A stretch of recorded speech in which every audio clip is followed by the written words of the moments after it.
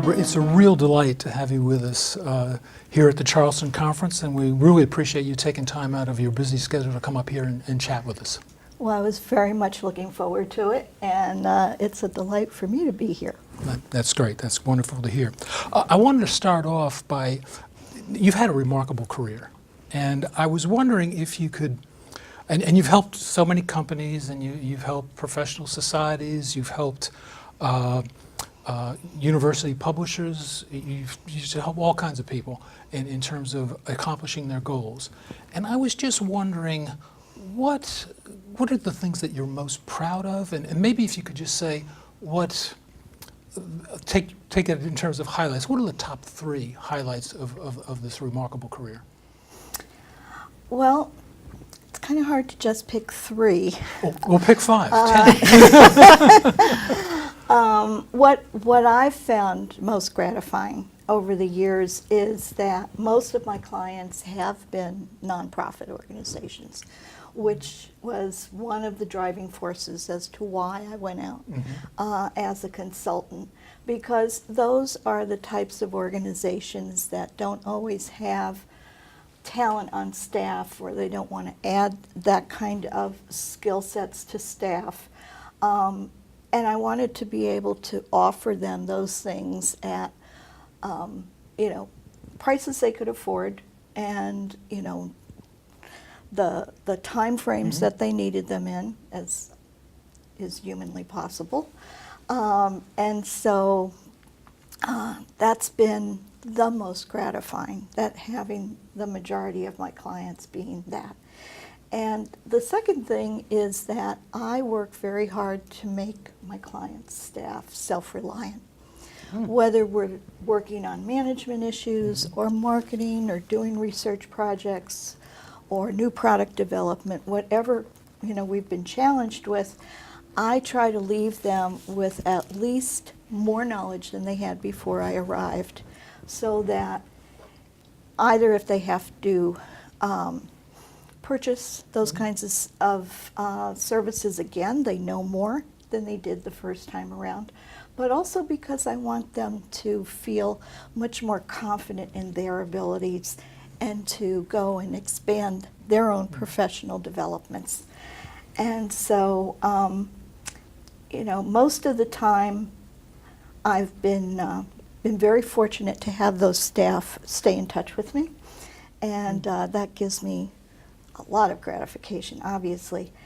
The other thing is having the great acknowledgement that I get from my clients, and probably the one that I really appreciate more than anything else is the fact that nearly all of my clients have given me a referral.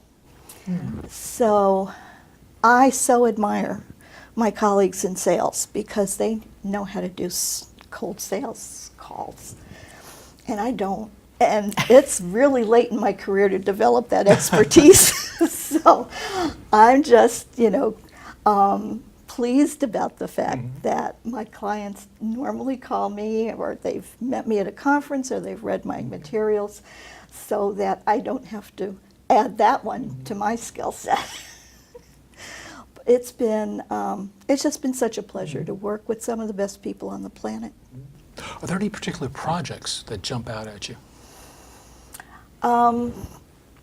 I think the ones that I think about most are the ones that gave me a really in-depth understanding of what is going on in our publishing sector, like my price comparison studies with the Optical Society of America, the on-site management projects that I've actually done with a number of organizations, because a lot of times when you do become a consultant fairly early in your career, that day-to-day on-site activity that you probably did have that experience before you started your consultancy, but now you're getting one that's more current and more in line with the new challenges that are facing the industry. And so those kind of projects are always ones that I enjoy, however strenuous they may be. The ones that are actually learning processes for you, too. Well, there's always a learning process, in the sense that anyone who walks in and says they know everything, well, you obviously hired the wrong person. I'm very quick to say I don't know. I don't have any problems at all saying that, because my follow-up immediately is, but I'll find out. And I'll bet I know who will know that answer, because I have been working so many decades in the field, and I do care about sustaining a network with the people that I've worked with and the people I've met over the years. So I usually do know somebody who has the answer. And that building that knowledge framework is really important too, to what you're saying, because Yes. once you've done it, even if you're consulting for somebody else, if you've already made a similar assessment, Right. you're building your own knowledge base, which is wonderful. Yeah. And speaking of knowledge bases, you were one of the co-founders of the Society for Scholarly Publishing back in 1978. Yes. Scholarly publishing has had such enormous change, and I was wondering if Sure. you'd be willing to give us your perspective, kind of looking back at sort of then and now, and what you see the major changes have been with scholarly publishing. Well, the society has changed a lot, and the good thing is that it has changed. When we started SSP, we did that because we felt that there was going to be a void in terms of communication across the people in the industry, and it was very much needed. And so a lot of times you start these kinds of adventures not knowing where they'll end up, just hoping that they will ultimately sustain themselves. And to have SSP last 40 years already, and knowing full well, looking at where it's come and what it's been doing, that I'm sure it's going to keep growing. I've been especially pleased in how great the different governance groups have built on each other's activities and strengths and weaknesses, and recognizing that, and pushing the society forward in terms of recognizing the needs not just of the members but the community at large. And in doing that, they have created new programs that we never thought of. You know, we now have the fellowships, and we have the scholarships and the mentorship program, and now they're doing regional activities. They've just been so innovative, and that was one of the components of the original SSP group, you know, that we were involved in innovation. So it's wonderful to see this sustained over the years and them continuing to grow. That's certainly one of those gratifying things I've done in my lifetime, and I'm so glad that it will continue. And I don't know, I mean, lessons learned, we won't try to go through all of those, but there obviously you were able to create something with incredible vibrancy, so that it wasn't just the initial strength or whatever, but whether, I'm sure partially it was the group of people and their intelligence and so on, to be able to work together, and rather than seeing themselves as competitors or whatever over the year, you know, to build up a rapport and so on for what they were doing. We were lucky because many of us already knew each other. It wasn't a situation where, although we had folks from various sectors within the larger whole of scholarly publishing, we were already colleagues through other meetings or advisory boards and various projects. So and bringing in other folks to add to our perspectives was very easy. These were the 70s. People were collegial. People shared.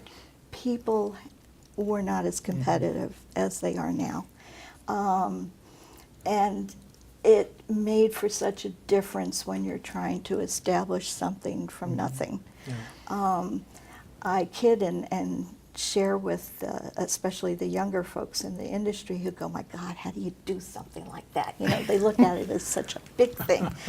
And I said, well, you know, we were having these meetings about how this would go, how that would go, and we were meeting at Anita DeVivo's apartment in Chevy Chase. This was Washington-based. And we got to the point where everything had kind of coalesced, and Mark Carroll, who was our first president, had done the incorporation and shared that with us on that evening. We were meeting at Anita's, and so we all took $20 out of our pocket, put it on the coffee table, and we had SSP. Wow, it's amazing. So it's pretty simple when you really put your mind to it. It doesn't have to be as grandiose as people think, because you really are starting from scratch, You are. you know, and you're just trying to draw upon everyone's experience base. And we had a lot of nonprofit people involved in the beginning of SSP. So many of them would say, okay, I don't want to do this because my board does that. We're not doing that. And it makes such a difference in how an organization comes into being.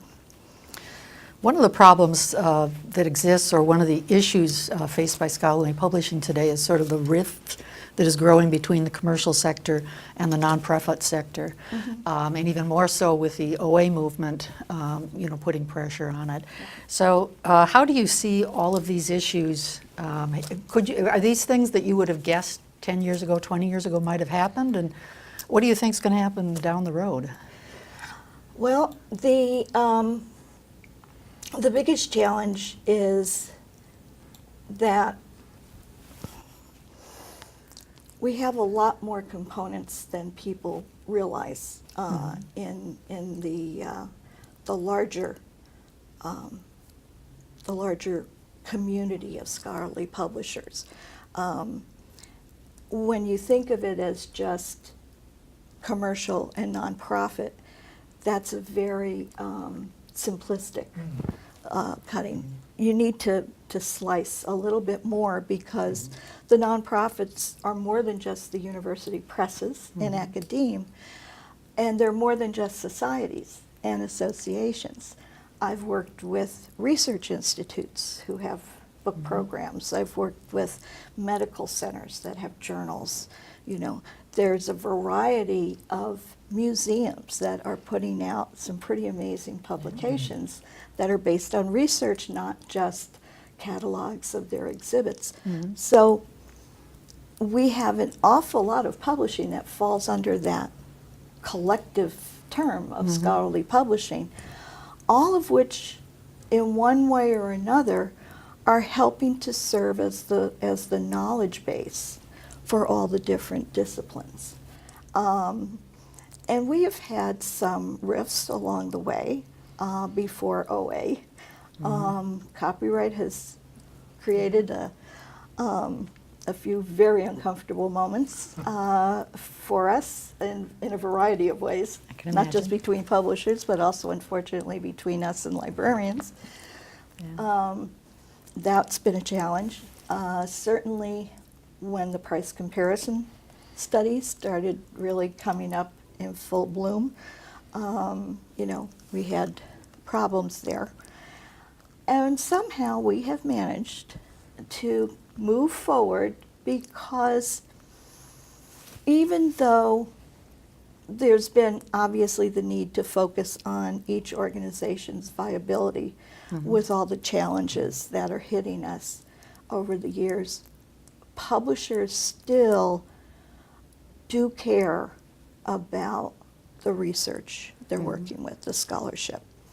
And that makes a big difference. So that we'll have rifts, we'll continue to have rifts, because our missions are a bit different. I remember being at a conference that Marcia Tuttle had put together a number of years ago, and it was mainly librarians, but Karen Hunter and I were invited. Karen was going to give the commercial side of things, and I was asked to do the nonprofit. And I was glad they put me up first, because I went and I said, okay, now you've got to understand, Karen has a different reason for existing than the people I work with. And it's not bad, it's just different. You know, commercial publishers are there to make money. They've always existed to make money as their first raison d'etre. the nonprofits all have a mission first, and then they have to figure out how to make money to pay for it. So it's not that the nonprofits are trying to be not for profit. They still have to pay all their bills. A lot of times, as we know, publishing programs have had to fund so many other activities. But you have that very different fundamental reason for why your organization was started. And that does give a different tone. It creates a slightly different culture. As we sometimes say in Washington, the air changes. And so, you know, because of that, there will always be issues that challenge us and make our ability to work with each other harder. Do you think it would be harder to set it up today, talking about riffs and all that sort of thing, than it was then? Or do you think that that camaraderie is still sort of there at the base? I think it's there, ultimately, because when I work with my professionals in commercial operations, we're just publishing people together. It's sort of like, you know, if you can keep all the CEOs out of the room, you know, we'll just go ahead and do our work, you know. But you can't do that, you know, no more than you guys can, you know, tell the library director, okay, you go sit over there. Good luck with that. Yeah, right. It's the same kind of situation, you know. There's things that go on above all of us that sometimes get in the way of what we'd like to do. And of course, they're all sitting there going, well, why aren't you doing what I want you to do? So it's that communication and the continual, I am going to communicate with this person. Somehow, some way, I will figure out the way to communicate with them. And I think people who are publishing professionals and librarians and any of us who are involved in the concept of information and moving information will do that.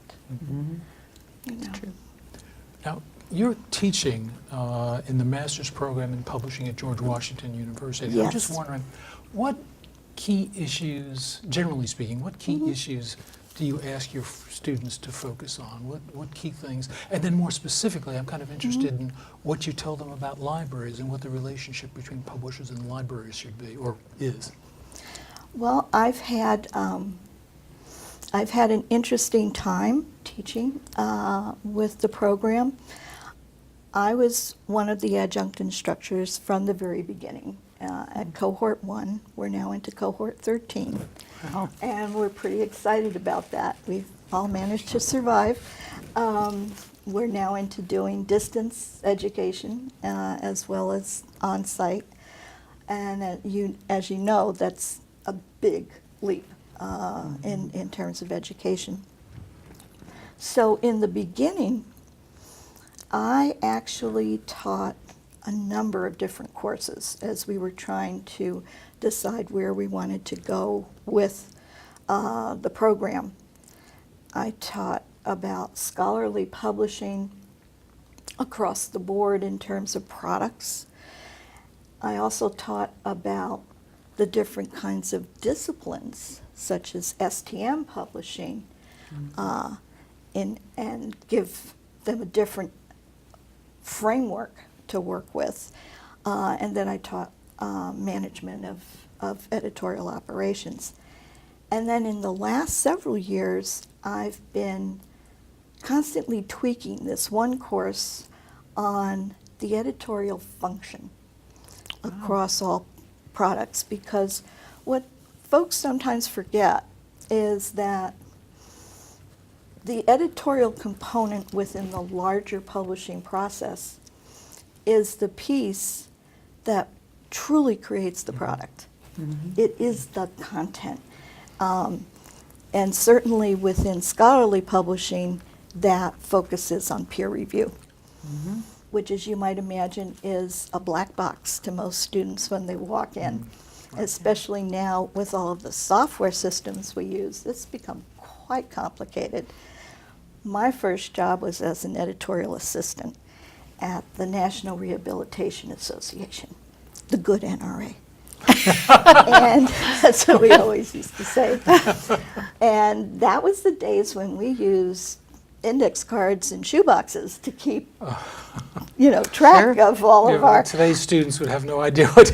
Yes. Yeah, it's just like, we did IBM cards when we were in grad school, Right. it's very much different. Bearskins and stone knives is how I describe it to them. And it's good because one of the things I've found over the years is that to educate, you also need to entertain. Mm-hmm. It's not necessarily amusement, but it's entertainment in terms of keeping and holding attention.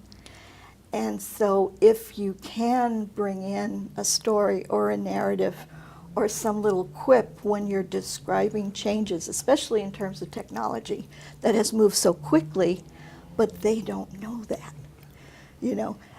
until they finally realize, wow, this person at the front of the room was actually around before we had computers. Then the dinosaur and this, bearskins and stone knives make perfect sense to them. Or as one of my girlfriends always used to say, just tell them we're older than dirt. And it works, So, as I said, I've been teaching them about the whole concept of editorial, but also making them understand how information moves from author to reader, no matter what I'm teaching them. Because they have to understand the whole process in order to have the context of knowing what they're doing relates to the larger whole and is a good thing for them to be doing, no matter how mundane it may seem. And so naturally, when I'm doing author through reader, libraries play a big role in that. And in some cases, it's surprising to them to hear about how close libraries and publishers can be, depending on the projects, and that there really isn't adversarial scenarios as much as they think. And I think that as we move forward, we're both trying to figure out how do we make happen what we need to make happen when we don't have control over all the variables, either in the publishing sector or in the library sector. And sometimes I wonder who has control of any of it, because it has gotten to the point where we're working with so many tech partners that it's almost like they're calling the shots rather than us. Yeah, it's not clear cut the way it used to be. Right. Things have changed. There are far more players, far more people Right. involved, far more institutions involved. Exactly, the complexity. My husband and I talk about that as daily life. Why has life gotten so complicated? And we remember back to our youth, of like, you only had to call this one person and it happened. Right. And when there were 3 TV channels, that's Yes, Yeah. exactly. Yeah. And everybody knew their phone number because it Yeah. wasn't locked in a phone. You had to dial We it. actually had to think about it. Yeah. Well, one thing that I've been concerned with that has to do really with this, what I consider to be the real central role of the editor. I think it's becoming more important, and I've been surprised. I'll have faculty and as well as friends who come up to me and will show me what, that they had sent something in for peer review, and the comments that get back are not of a real high quality, in my opinion. I mean, it's just like, well, no, the peer reviewer said no. As opposed to a well thought out, okay, this would be, Right. whatever, some rationalization for what they did. And I'm really noticing that more. Some of the journals that I do peer review for are international. All journals are in reality. But Right. for people for whom English is not the first language, Yes. you do have issues. And what I try to do personally is I try to go through and make sure when I'm filling out all of those electronic forms we all use now for peer review, to make sure that I'm pointing out to the editor as well as definitely to the person and say, it's just, you've got some really good ideas. Maybe they missed some of the background research, and I'll give them examples of what I think would strengthen their case. or if it's an issue of the words just are kind of scrambled, I'll explain how you could read this as being yes, or you could read the same sentence and think that it's no. But I try to give a couple examples, and then in the section for the editor, I'll say, you know, it's your call. I mean, you're the editor, Right. not me. I'm just helping you out. But anyway, that you know, this person could probably use some assistance. And I know some publishers now are getting into that. Yes. And many of them aren't. I'd like your reaction to that. But what surprised me is some people would send me their letters of rejection, and I've gotten such bizarre. This one person said, well, the peer reviewer said no, so the answer is no. Right. Making it sound like the editor washed my hands of it. I had nothing to do with it. And I don't know if it's lack of training. Maybe everybody needs to go to your your program here. But it just seems to me there's a sloppiness that's sort of developing. There is. And part of that's because of the fact that economics have played a larger and larger role in publishing. So that a lot of things have not been given the same level of attention that they used to. But when you're working with really top-notch, good, solid journal publishers, you will find that they spend an inordinate amount of time putting together reviewer instructions, reviewer forms, making sure that staff is there as backup to help the reviewers.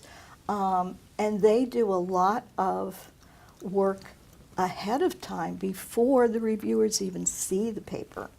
If, for example, we're dealing with English as a second language, and they'll read the first paragraph and see, oh boy, this one's going to be really hard to understand, they will send it back to the author, and they will tell them, you need to get a copy editor. And in some cases now, there have been a number of publishers that have gotten together with the author service firms, which are a relatively new phenomena. We have always had what we called authors editors that started out actually in medical publishing.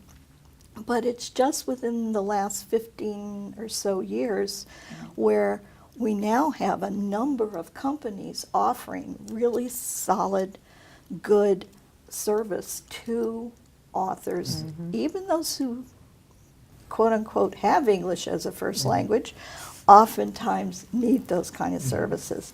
But it's so very true that if people give short shrift to a review, they're damaging everything. It's not just that one author. They're damaging the process. And, you know, at some point, you know, as they say, what comes around goes around, and you may have a pretty lousy reviewer looking at your next research paper. So it's that kind of understanding of the whole ecosystem that we try to bring about. Predatory journals are not going to care, as we know. The journals that are focused more on their bottom line are not going to care as much. But the really good, solid journals will always care. But it seems with the growing number of journals that are being published these days, now that everybody can buy the software, a lot of universities and colleges and lots of people are now being publishers.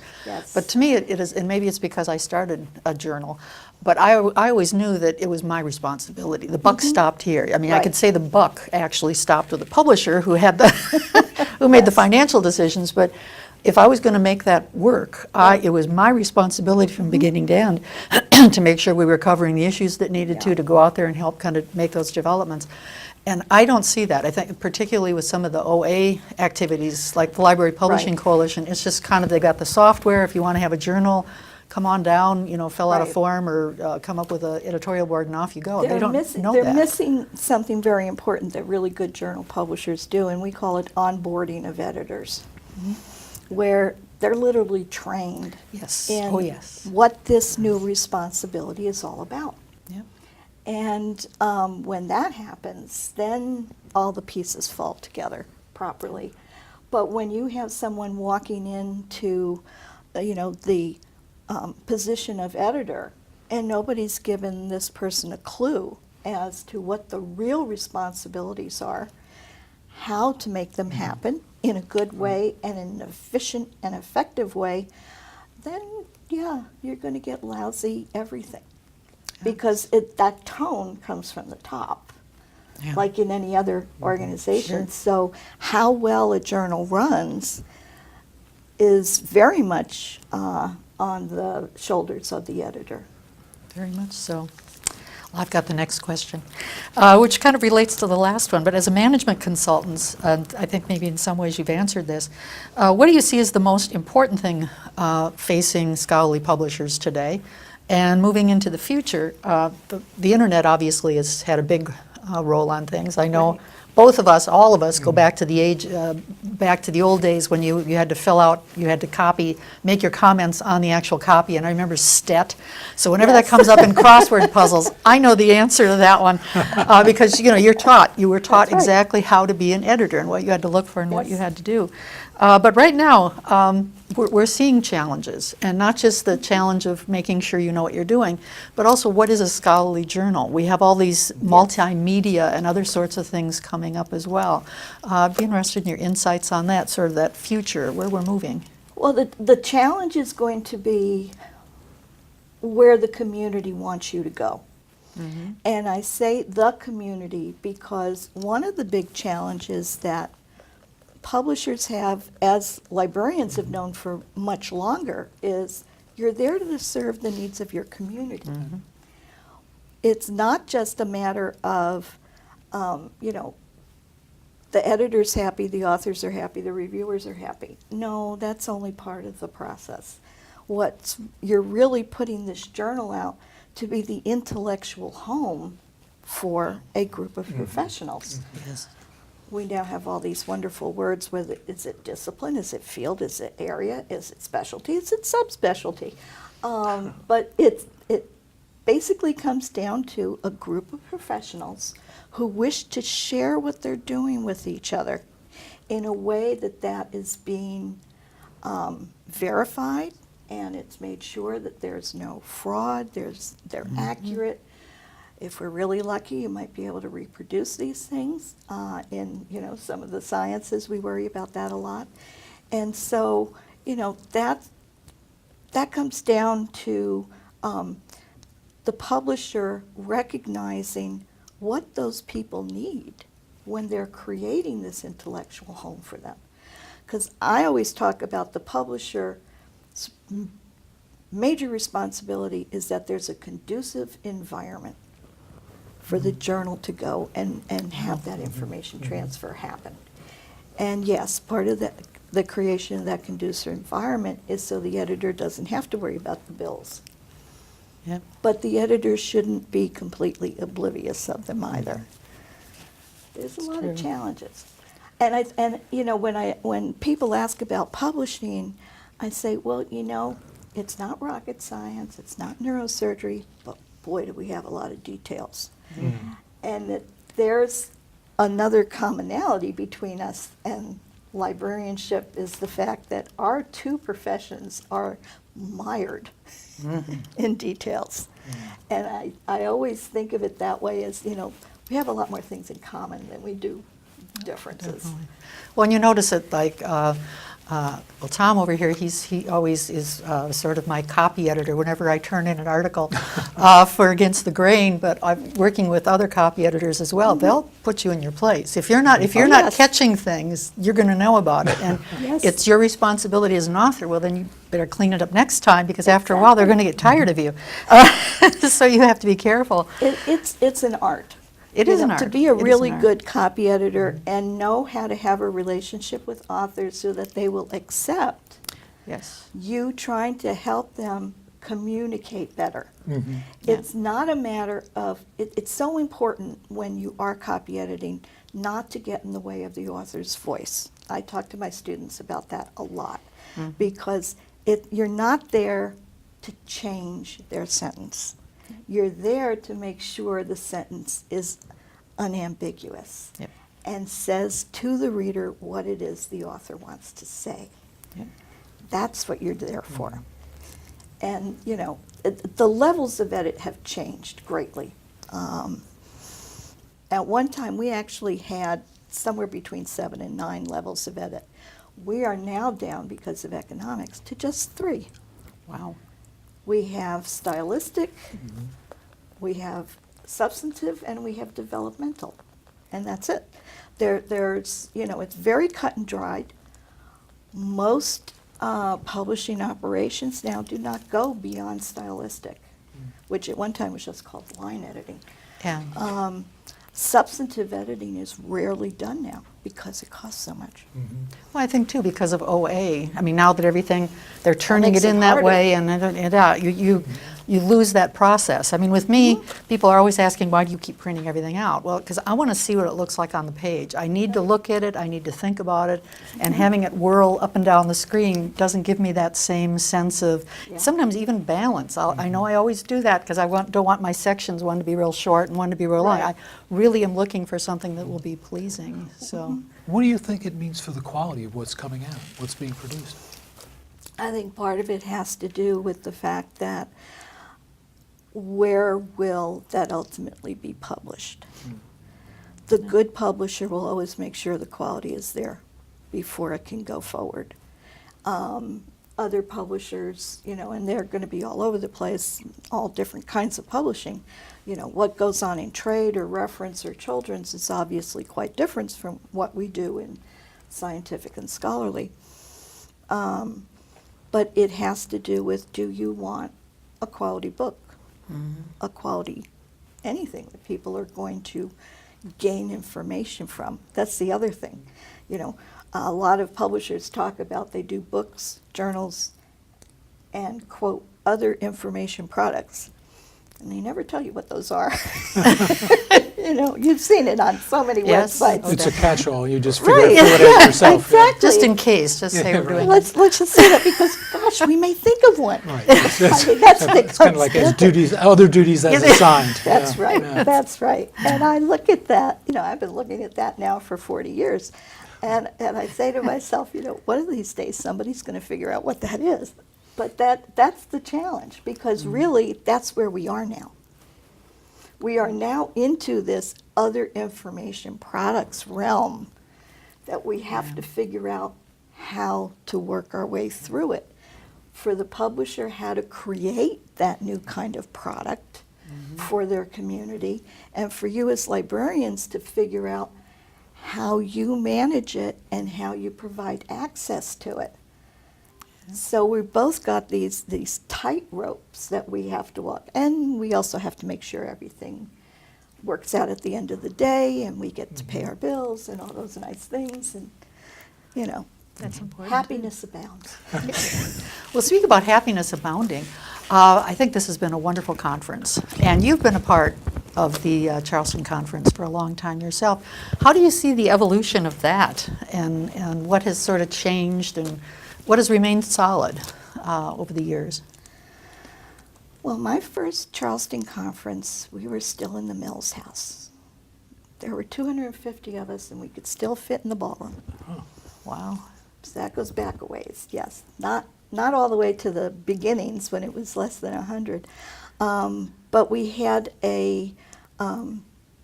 because it was smaller, the ratios of the different players was more equal. As things got larger, of course, there are more librarians than the other folks. I've had a few of my colleagues in publishing, when I say I'm going to go to Charleston, they go, oh yeah, the library conference. I don't look at Charleston as the library conference, or at least I didn't. I must admit, when I went through the program this year, I sort of got what they were talking about. But there's nothing wrong with that.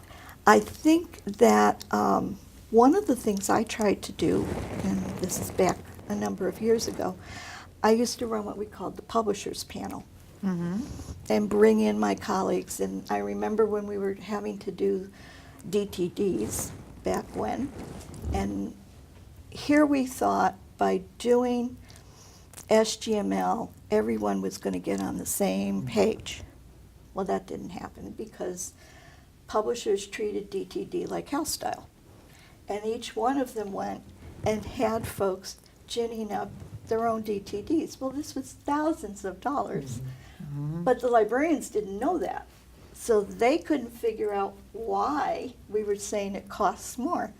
So I finally had some of my buddies come in one year for the publishing panel, and I remember Susan Knapp from the APA actually bringing in the bills of how much her DTDs cost that year. For those folks to who might share. not know, what is a DTT? Oh, it's a document definition type. Okay. And this is going back a ways. But when we were first starting to apply computers in photo composition and the like, you had to teach the computer how to create the style that you wanted on the page. And so it's the directions for standard markup. So yeah, we're going way back. But we were trying so hard through that publishers panel to share with librarians here at Charleston, because it was the only place to do it.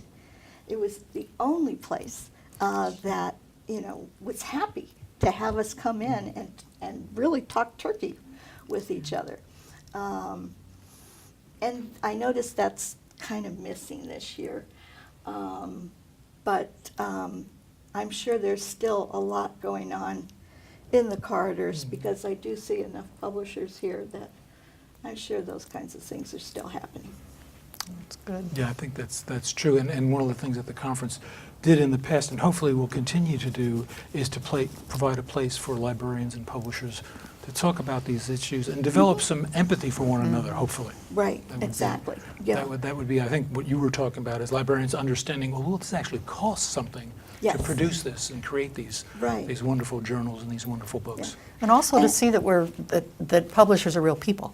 Yes. Rather than just, it's easy to knock somebody you never see or never have anything Right. to do with. What I always see this, like most library conferences, number one, like ALA, the really big ones, there'll be so many sessions going on at the same time. I always would pick the wrong one. But it was always librarians talking to librarians. And so Right. librarians talking to other librarians about, isn't this bad, or isn't that good, or whatever. And here, it's not. You have people in the audience that have such different perspectives. You're forced Exactly. to sit and listen. You can't just, spew out whatever your ideas are. You've got people there who, oh, well, yeah, we do that except for this, or Right. we see it this way, or we used to do that, but then nobody would, pay for it, or we had to drop that because of whatever. It's just a very interesting dynamic here. I love it. Absolutely love the energy here. I think that's what separates the Charleston Conference from other Exactly. conferences. Yes. Yeah, and sharing with each other when we've all had to do retraining. And what it took to do that, and sometimes forgetting that the guy on the other side of the fence, whether it's a library or a publisher, is also having to do that. They're also having to buy the new machines. They're also having to train staff for all of this. And so, yeah, I think Charleston did a lot of that, and I look forward to it always doing lots of things like that. I want to get back to talking a little bit about the future of the journal. Okay. And I wonder if you have any more insights you'd like to share about that. And I guess I really wonder, do you think the journal is going to continue to be a dominant form of scholarly communication in the future? I think we will have a little bit of a morphing, but the journal as an entity of sorts will still exist, because again, it's that special place, that knowledge base for that group of professionals. I don't know what it might ultimately be called, but I think it will still exist in some kind of form. What I see in the future is we're going to be able to use so much technology that people won't think of it as a journal because the physicality is different, But I see us having, links of not just words and images, photos, audio, video, interactive media. God only knows what else they're going to come up with. I mean, the web took us by complete surprise. It totally blindsided all of us. And there's going to be other things around the corner. We just don't know when or what, which is the scary part. But that's all going to come into play. It's all going to get grabbed up. And I had the privilege of working for Dr. Selden Tarrant, who ran research and development at the ACS in Washington, the American Chemical Society. And he would always say, ultimately, it's going to be the Chinese menu, and the user is going to look at column A and column B and tell us what he wants. And it's going to be our job to figure out how to give it to him. And he was right. He said that back in the 70s, and he was definitely right. That is exactly what we are all trying to do. Right. What impact do you think it'll have on libraries as the journal changes or as things evolve? I think the change for libraries is going to be, okay, how do we take in this information format?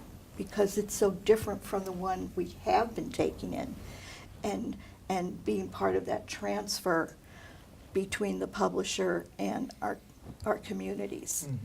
And, you know, we have just as many questions about how we're going to make that new format work, that I don't think we have any room left to try to figure out how you're going to work with it.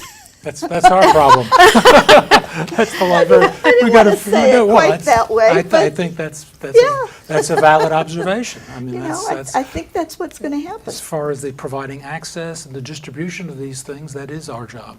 Right. I agree. And also, you know, we talk less about archiving than we used to, and I think that that's going to eventually catch up with us.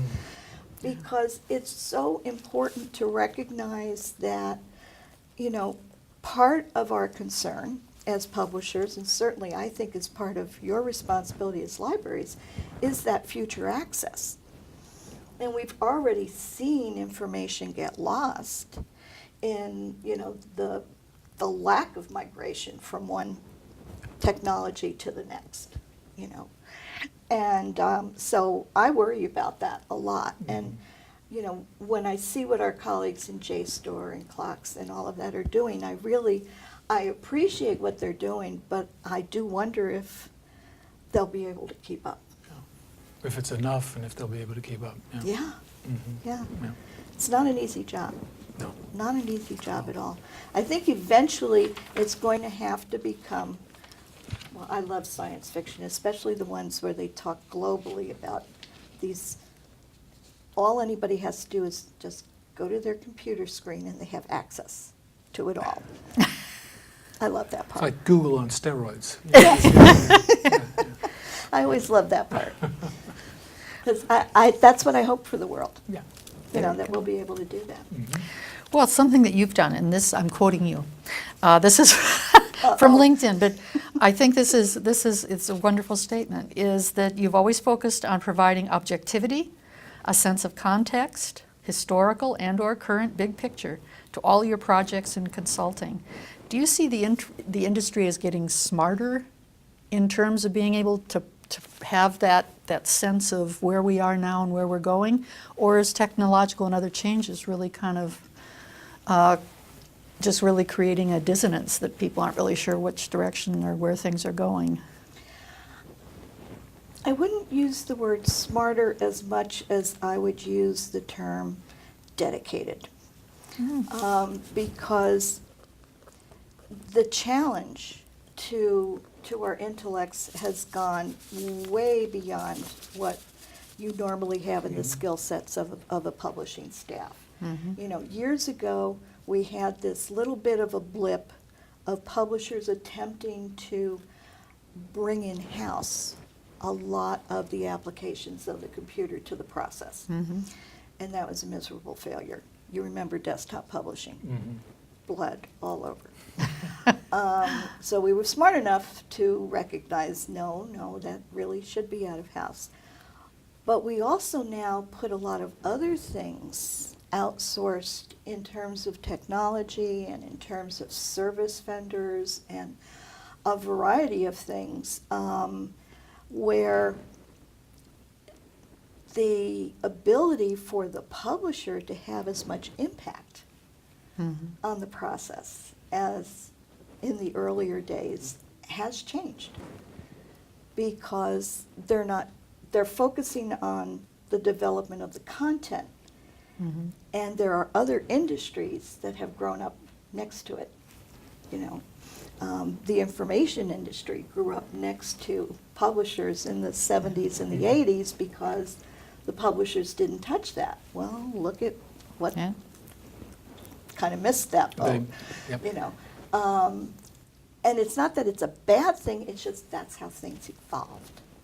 And so I see that more and more where publishers are, you know, having to do that outsourcing. And then, of course, we have some larger publishers now who are bringing it inside again, if you look at some of the recent acquisitions. So we're basically doing what we always do. History repeats itself. And where are we in the cycle? Yeah. Well, we can't let you go without talking about the Washington Women's Information Network. As somebody who's been a consultant, I only wish there was a network that was available of women that I could have sat down with. And this goes back to the 1980s, I think, or 70s. And so that, 70s, in yeah. those days, there weren't a lot of women. And particularly in Washington, where you're talking about a lot of power and money, and then you have women, and these, I assume, were more independent women rather than just a figurehead in some large corporation. How did that evolve, and the role of women in publishing in general now?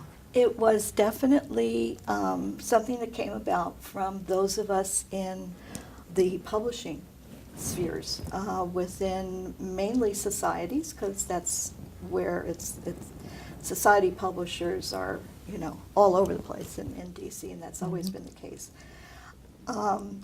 And we came about for a variety of reasons. One, in response to the Old Boys Club. Certainly when you're looking at the early 80s, that's a factor. We were also there because we needed mentoring.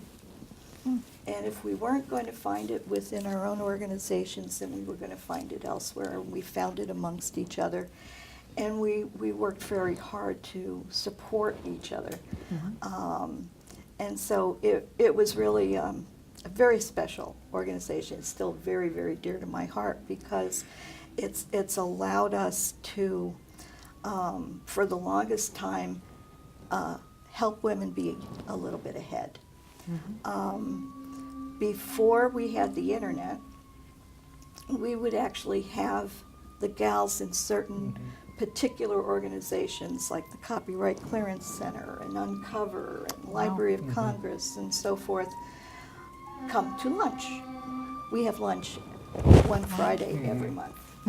And so we would tell them, well, we can't buy your plane ticket, but we'll buy your lunch. And the good thing about Washington is they could always find something else to do. Yes. And so they would come in and they'd give us a briefing, which wasn't out there in the world because there was no internet. So we've moved through the technology just like every other organization. I think that's why it stayed vibrant. We started out with announcements going snail mail, then it was email, we had a listserv, then we had a website, you know, and we had a LinkedIn page, we now have a Facebook page, and my newest member is a great young gal who's working with me, and we now have meetings via Zoom. Wow. So, you know, that's From exactly... snail mail to Zoom. Exactly. And that's what you need to do if you want an organization to stay vital. And that's what SSP has done. And that's so exciting to see. You know, but yeah, Oh, you it's have a- to Zoom now. It's a tremendous accomplishment to start an organization like that and to still have it vibrant and providing services to its members is just great. It's just Thank you. wonderful. And you've done it before. Society. That's right. You've had this history of being able to pull this together. As another feather for your cap as a consultant here, I guess. You know how to create them and keep them going. It's something that you definitely have to decide this is where I'm going to put my energies. Yeah. You know, and it's been, you know, rewarding for me, and I hope equally rewarding for all of my friends and colleagues. You know, you can't ask for more than my little motto, which you obviously see my LinkedIn page, is, I just want to leave the world a little bit better than the way I found it. I think you're doing that. Yes, it seems like that you've accomplished that or accomplishing that. Yes. That's so nice. This is a treat. I felt very honored when you asked me to do this because I've always thought of Against the Grain with great fondness. So this is really quite a treat for me. Well, it's a distinct honor for us to have you here and to chat with you. But before we let you go, I wanted to make sure we didn't miss anything. Oh. So in order to do that, we have, it's not quite a trick question, but it's a question that we oftentimes will end with, and that's if you were sitting in Nancy's chair, or if you were sitting in my chair, what question would you ask yourself? Are you stopping now? Are we done? No, I am coming close to retirement finally. And it's time.